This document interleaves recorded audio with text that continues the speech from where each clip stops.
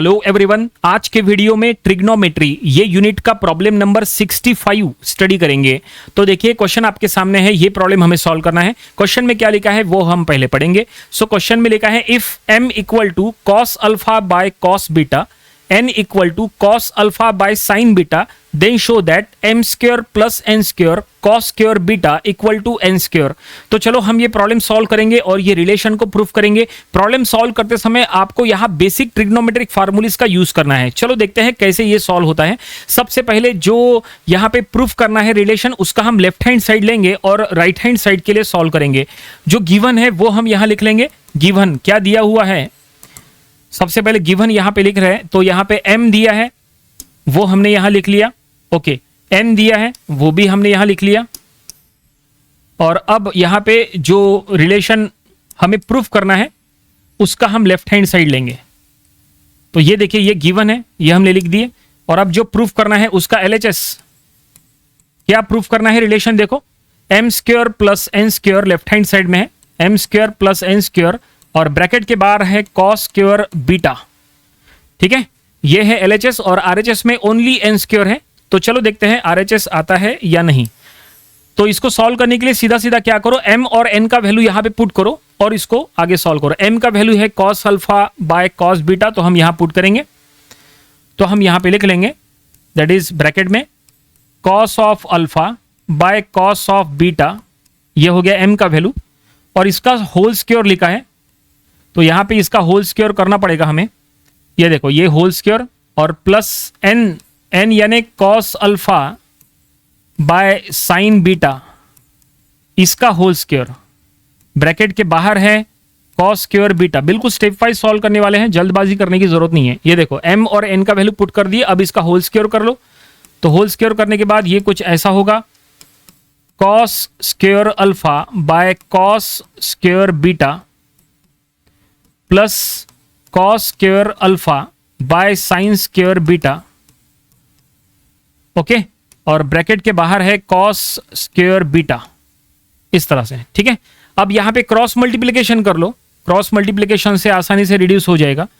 तो cos square alpha plus sorry plus नहीं into sine square beta, ठीक है, plus cos square alpha into cos square beta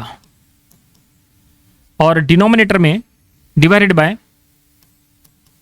sine square beta into cos square beta. ये देखिए, ठीक है, और ब्रैकेट के बाहर यहां ब्रैकेट और उसके बाहर कॉस स्क्वायर बीटा। ये देखिए इस तरह से हमने यहां पे क्या किए, क्रॉस मल्टीप्लिकेशन किए इस तरह से। ठीक है, अच्छा, आप क्रॉस मल्टीप्लिकेशन करने के बाद इसका क्या फायदा होगा, न्यूमरेटर में प्रॉपर्ली चेक करो तो न्यूमरेटर में कॉस स्क्वायर अल्फा इसमें भी है, इसमें भी है, कॉमन ले लो। कॉस स्क्वायर अल्फा न्यूमरेटर में से कॉमन ले लेंगे, तो न्यूमरेटर में से कॉमन लिए कॉस स्क्वायर अल्फा, तो क्या बचेगा ब्रैकेट के अंदर, न्यूमरेटर में बचेगा sine square beta plus cos square beta, ये न्यूमरेटर में, और denominator as it is that is ये देखो ये डिनोमिनेटर है, ये एज इट इज हम यहां लिख लेते हैं। ठीक है, और ब्रैकेट के बाहर इधर कॉस स्क्वायर बीटा। चलो ये ठीक है। अब इसका क्या फायदा होगा, यहां कॉमन तो हमने ले लिया, इसका क्या फायदा होगा, तो फायदा ये होगा कि न्यूमरेटर में देखो sign square beta plus cos square beta है, ये हो जाएगा 1, क्योंकि स्टैंडर्ड फार्मूला है sine square theta plus cos square theta 1 होता है, तो न्यूमरेटर में हो जाएगा 1। और यहां पे आप देख सकते हैं ये कॉस स्क्वायर बीटा यहां पे कैंसिल हो जाएगा, वैसे वो पहले ही कैंसिल कर लेना चाहिए था, कोई बात नहीं, यहां पे कैंसिल कर लेंगे और यहां पे इसके जगह न्यूमरेटर में इसके जगह हो जाएगा 1। ठीक है, न्यूमरेटर में अगर आप यहां पे 1 लिख लेंगे तो एक मिनट यहां पे, ठीक है, ये न्यूमरेटर में इसके जगह 1 लिख लेंगे, तो इससे क्या होगा, जो बचेगा वो लिखना है। तो यहां पे बचा कॉस स्क्वायर अल्फा और यहां पे बचा साइन स्क्वायर बीटा, ऐसा बचा। तो जो बचा है वो हम यहां लिख रहे हैं, कॉस स्क्वायर बीटा बचा न्यूमरेटर में और डिनोमिनेटर में बचा साइन स्क्वायर बीटा। ठीक है, ऐसा बचा। अब क्या करो, यहां दोनों में से स्क्वायर कॉमन ले लो, तो स्क्वायर कॉमन लेंगे तो क्या बचा, कॉस, यहां पे एक मिनट, यहां पे आई थिंक हमने अल्फा नहीं लिखे, यहां पे अल्फा है, सॉरी। अच्छा, तो हम यहां पे कॉमन ले रहे cos alpha by sine beta. और कॉमन ले लिए स्क्वायर। हमने कॉमन क्यों लिए, वो इसीलिए क्योंकि cos alpha by sine beta n है, तो इसके जगह हम n स्क्वायर ऐसा लिख लेंगे। और क्या यही हमारा RHS है? ये देखो, यही RHS जो रिलेशन हमें प्रूफ करना है उसका RHS है। तो हम यहां पे लिख लेंगे इज इक्वल टू RHS, और हम यहां फाइनली लिख लेंगे हेंस प्रूव्ड। जो रिलेशन प्रूफ करने के लिए कहा था वो ये रिलेशन हमने प्रूफ कर लिए, और इस तरह से ये पूरा प्रॉब्लम कंप्लीट हो गया। समझ में आया कैसे प्रॉब्लम सॉल्व किए? तो एग्जाम में जब आप ऐसे प्रॉब्लम सॉल्व कर रहे हैं तो हमेशा पहले चेक करो कि गिवन क्या है और फिर क्या फाइंड आउट करना है।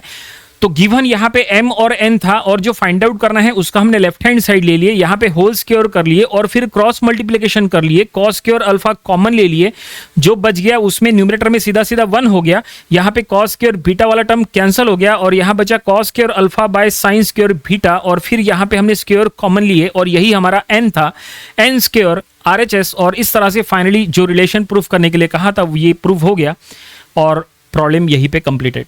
ओके, आई होप ये पूरा प्रॉब्लम कैसे हमने सॉल्व किया ये आपको समझ में आया होगा। अब ये प्रॉब्लम आपको अपनी प्रैक्टिस बुक में भी सॉल्व करके देखना चाहिए। जब आप ऐसे प्रॉब्लम्स घर से ही प्रैक्टिस करके जाओगे तो एग्जाम में डेफिनेटली ये आपसे सॉल्व हो जाएंगे। ओके, तो ये था ट्रिग्नोमेट्री ये यूनिट का आज का प्रॉब्लम नंबर 65। इसके पहले के 64 प्रॉब्लम्स वो भी आपको स्टडी कर लेना चाहिए, और इसके आने वाले दिनों में हम इसके और भी नंबर ऑफ प्रॉब्लम स्टडी करेंगे ताकि इसकी और अच्छे से प्रैक्टिस हो जाए। सो मिलते हैं नेक्स्ट वीडियो में। Thanks for watching this video.